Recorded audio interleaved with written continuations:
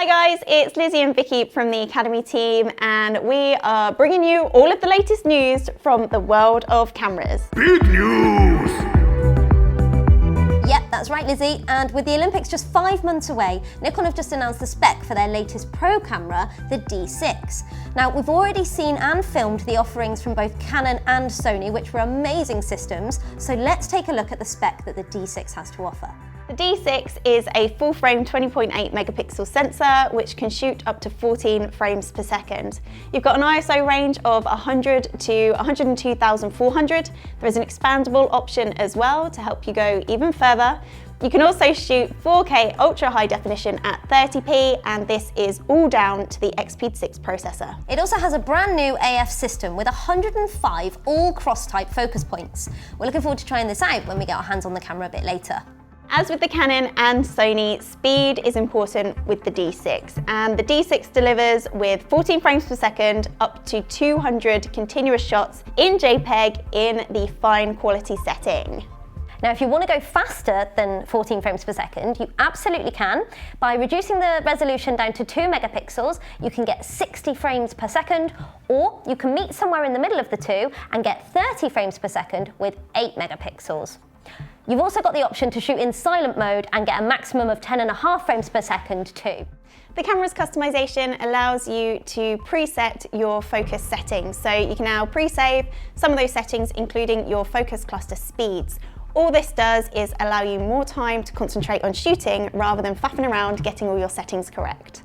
The Nikon D6 is aimed at a pro user who's likely to be pitch side. You can download the pictures via Bluetooth, Wi-Fi or a LAN connection, and you can even download RAWs via Wi-Fi now too, using the SnapBridge app. The camera also has a bunch of other settings. You can do focus stacking, multiple exposures, as well as lots of other things. Now, we will be testing these out in a Nikon D6 video, so don't forget to like, subscribe and hit that bell icon so you can stay up to date and not miss out. Now, you Z system users might get excited about this following news, as they've just announced 2 brand new lenses. You've got the 20mm f1.8, which is similar to your Nifty 50, and you've also got the 24 to 200mm f4 to 6.3. So both of these will be a welcomed addition to any Z system kit. I'm particularly keen on getting my hands on the 20mm. Fancy talking about some Canon now? Yes, let's! It has also been a busy month for Canon, with them set to be releasing 9 new EOS R mount lenses, all for 2020. I'm excited to see how they expand their range, very exciting. And that isn't all, they have also announced the development of their EOS R5. Now, there has been lots of rumours and lots of speculation about what this camera will be and do, but let's stick to the facts, let's stick to what Canon have actually said about it, which isn't really very much. So it's set to be the first ever Canon with IBIS, and this is going to work alongside the image stabilization that you already have on the R mount lenses.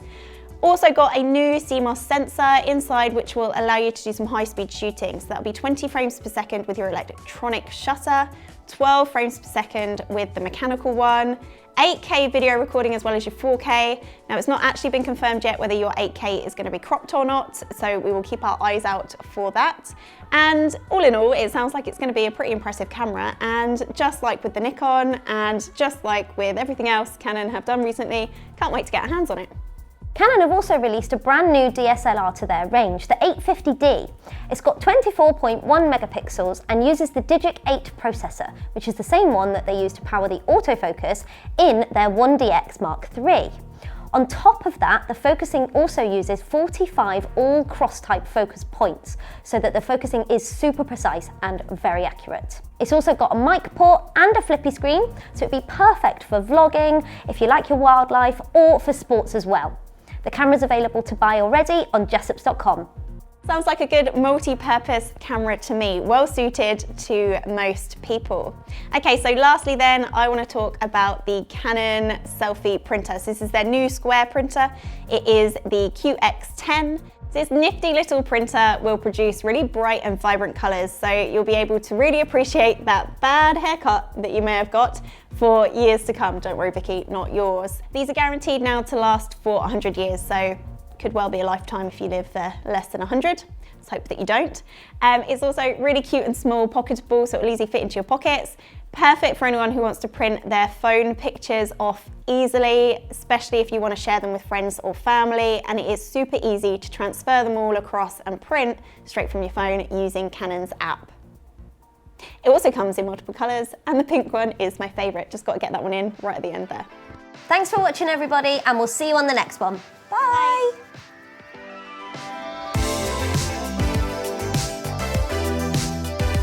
With the Olympics, the Flympics. Ah, the Flympics. Yes. Not you, Vicky. Let's do that again. I'm gonna do that again. Let's do that again, shall we? Cool, ready? Get you whatever you want.